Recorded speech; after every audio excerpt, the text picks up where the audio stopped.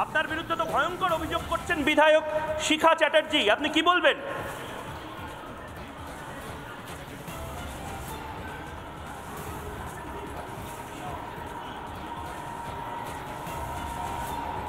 গৌতম বাবু, ওনারা চিরকাল অভিযোগ করেন শিখা চ্যাটার্জি নামে, ওনাদের চিরকালের অভিযোগ।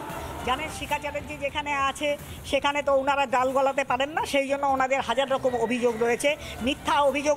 শুনুন, ওনারা বুথের মধ্যে মানে নাম লাগানো স্টিকার নিয়ে ওনারা ঢুকবেন, আমি বললে পরে খারাপ, আমাদের মহিলা কর্মীদের গালাগালি দেবেন, এগুলো বললে খারাপ। ওনারা বুথের ভেতরে ঢুকে যাচ্ছেন, মাঠ খালি করো বলে দিচ্ছেন। আমি বিধায়ক হিসেবে মাঠে গেছি, মাঠে ঢোকা যাবে না, আমার বিধানসভায় আমার যাওয়া যাবে না।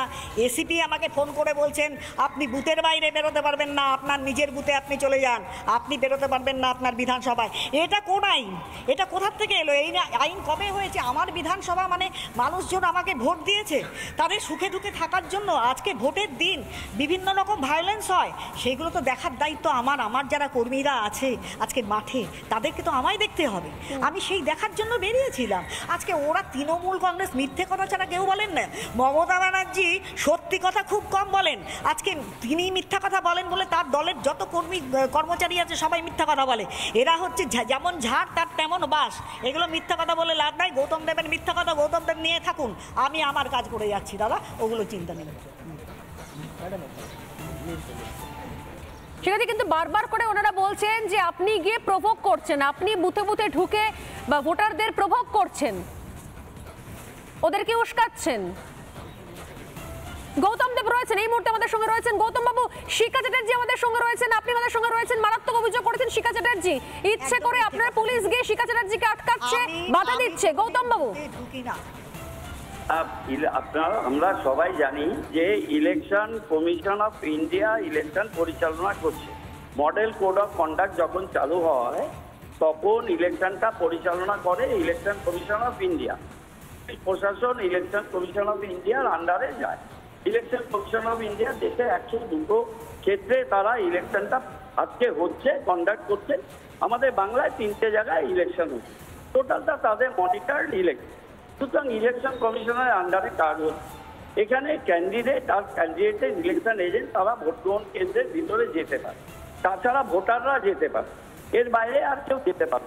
আমি ময়ূক বলছি, আপনার বিরুদ্ধে সরাসরি অভিযোগ হচ্ছে ফলস ভোটিং এর, ভোট রিগিং এর। আমার কথাটা কাইন্ডলি শুনতে হবে, আমি খুব ঘটে বলছি, প্লিজ বলুন। কিন্তু ফলস ভোটিং হয়েছে, আমি সাধারণত খুব পরিশীলিতভাবে বলার চেষ্টা করি। আপনি শুনুন, আমি শিলিগুড়ির ভোটার, আমি ঝাড়গ্রাম ফুলবাড়ির ভোটার নয়, মেয়র হতে পারি, আমার 14টা ওয়ার্ড আছে। আমি শিলিগুড়িরই একটি বাড়ি থেকে কন্ট্রোল রুম করে ইলেকশন পরিচালনা করছি, 3টে জায়গায় আমি ওয়ার্কিং কমিটি মেম্বার। এখন ব্যাপার হচ্ছে যে ইলেকশন এজেন্ট আর ক্যান্ডিডেট ছাড়া ভোট গ্রহণ কেন্দ্রের ভিতরে কেউ যেতে পারে না। সেখানে যদি কেউ যায় ভোটারদের প্রভাবিত করে বা মেন সড়ক দিয়ে সেখানে যদি ভিড় জমায় এবং 1.5 ঘন্টা 2 ঘন্টা ধরে সেখানে থাকে, আমরা যা অভিযোগ জানানোর ইসিআই কে জানিয়েছি। এবার ইসিআই কি করবে সেটা ইলেকশন কথাগুলো বলছেন।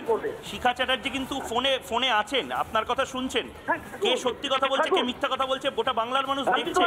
বাড়ির ভিতরে আছি, এটা সিসি ক্যামেরায় সেটা রেকর্ডেড আছে, সেটা পুরো রেকর্ডেড আছে। আমার বাড়ি থেকে আমি কখন বেরিয়েছি রেকর্ডেড আছে, এই বাড়িটা 23 নম্বর ওয়ার্ডে, সেটা রেকর্ডেড আছে এবং আমার চারপাশে প্রচুর। গৌতম বাবু, আপনি প্লিজ একটু আমাদের সঙ্গে থাকুন, একটু থাকুন আমাদের সঙ্গে। শিখা চ্যাটার্জি শুনছেন আপনার কথা, আমি একটু ওনার সঙ্গে কথা বলতে চাইবো।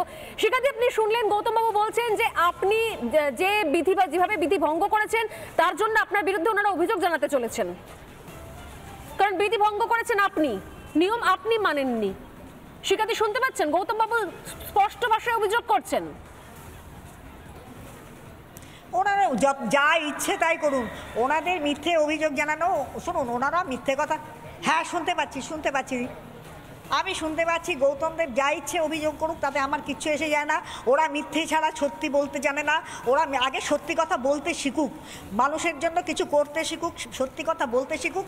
আমিও চিন্তা করি যে ওনাদের অন্তত শুভ বুদ্ধি হোক, মানুষের নামে মিথ্যা কথা বলে কোনো লাভ নেই। আর শিখা চ্যাটার্জির যথেষ্ট জ্ঞান রয়েছে, শিখা চ্যাটার্জি বুথের মধ্যে ঢুকতে হয় না সেটা খুব ভালো জানে, সুতরাং শিখা চ্যাটার্জি বুথে ঢোকেও নি। ওরকম মিথ্যে কথা বলে পার পাওয়া যাবে না। গৌতম দেব যদি মনে করেন উনি মিথ্যা কথা বলবেন, ওনার মিথ্যা কথা মানুষে বিশ্বাস করবে না শিখা চ্যাটার্জি ঢোকেনি, আমি তো বলছি। গৌতম দেব, আমার গৌতম দেব, এরকম আপনি শিখা টেলিফোন লাইনে চ্যাটার্জি থাকেন। অভিযোগ ওনার করবেন? মাথা পাগল হয়েছে, উনি শিখাদি, হাজার আপনি টাকা কি কথা কোনো বলতে অভিযোগ পারেন। করবেন তাহলে গৌতম দেবের বিরুদ্ধে? ওনার ওই উল্টো পাল্টা মিথ্যে কথা আমি শুনি না।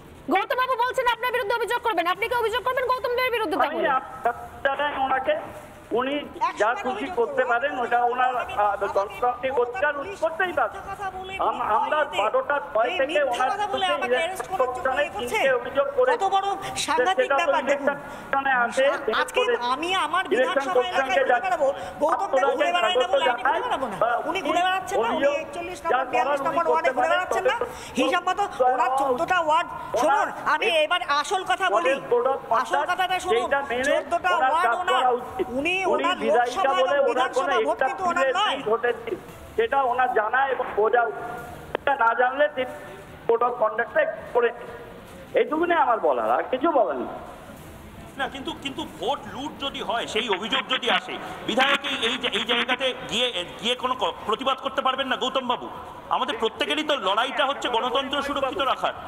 মহিক বাবু, আমি একটা কথা বলি যে আমাদের যা অভিযোগ, আমি এটাকে ইসিআই করে, সোনালি একটা কথা ইসিআই ইজ দ্য বেস্ট জাজ টু ডিটারমিন গৌতম দা কিছু বলছেন, what not to একবার do। শুনে নিন। এইটা নিয়ে আপনিও আমি সিনিয়র, আপনার উনিও সাথে সিনিয়র, একবার করতে শুনে পারি নিন না শিখা চ্যাটার্জি কি বলছে দিন দাদা। একবার শুনিনি। হ্যাঁ, শিখাদি কিছু বলছেন আপনাকে গৌতম বাবু, বলুন শিখাদি, বলুন, শুনতে পাচ্ছেন গৌতম বাবু?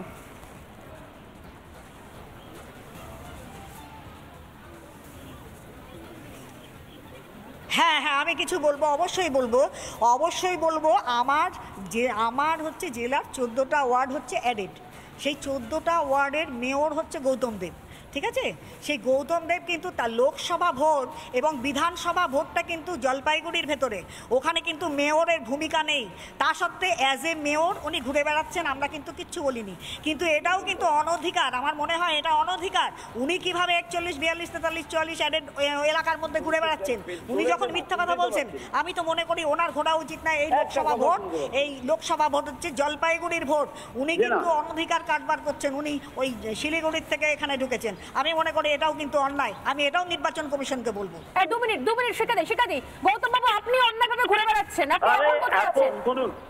শুনুন, আমি ভাষা সংযত করে কথা বলি। 70 থেকে এত আলোকবর্ষ দূরে থেকে যদি উনি এই ধরনের একটা কথা বলেন, আমার টোটাল মনিটর করা আছে সিসি ক্যামেরায়। আমি আমার বাচ্চা 23 নম্বর ওয়ার্ডে বাইরে কোথাও যাইনি, এটা সম্পূর্ণ মনিটর বাই দি সিসি। উনি যদি কোনো জায়গায় দেখাতে পারেন ডাকগ্রাম ফুলবাড়ির রাস্তায় আমি কোথাও ছিলাম, 43-44 ছেড়ে দিন, আমি ভোটের দিন কোথাও ছিলাম, তাহলে উনি সেই দেখান। আমি বাড়ি আর শিলিগুড়ির 23 নম্বর ওয়ার্ড, এখানেই আমি 6টা ভোট শেষ না হওয়া পর্যন্ত থাকবো। উনি এই ধরনের কথা বলে সত্যের থেকে এত দূরে গিয়ে কথা বলছেন, এই অত্যাচার করা উচিত নয়। তারা শিলিগুড়ি জানেন এবং এটা রেকর্ড করা আছে সিসি ক্যামেরায়। উনি ফুটেজ থাকলে দেখান যে আজকে আমি সকাল থেকে কোনো ওয়ার্ডে ভোটের প্রক্রিয়া শুরু হওয়ার আগে বা এখন কোথাও গেছি কিনা, উনি এটা দেখান, ওনাকে আমি আহ্বান করলাম। বেশ, গৌতম দেব অভিযোগ করছেন তিনি কোথাও যাননি, অহেতুক ভুলভাবে বিধিভঙ্গ করছেন শিখা চট্টোপাধ্যায়।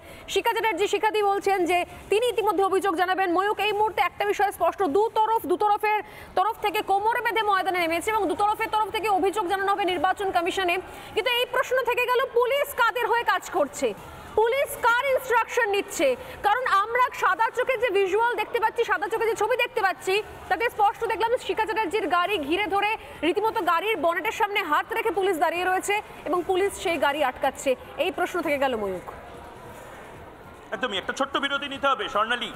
শিখা চ্যাটার্জি এবং গৌতম দেব ভয়ঙ্কর কথা বললেন দুজনেই দুজনের দিকে।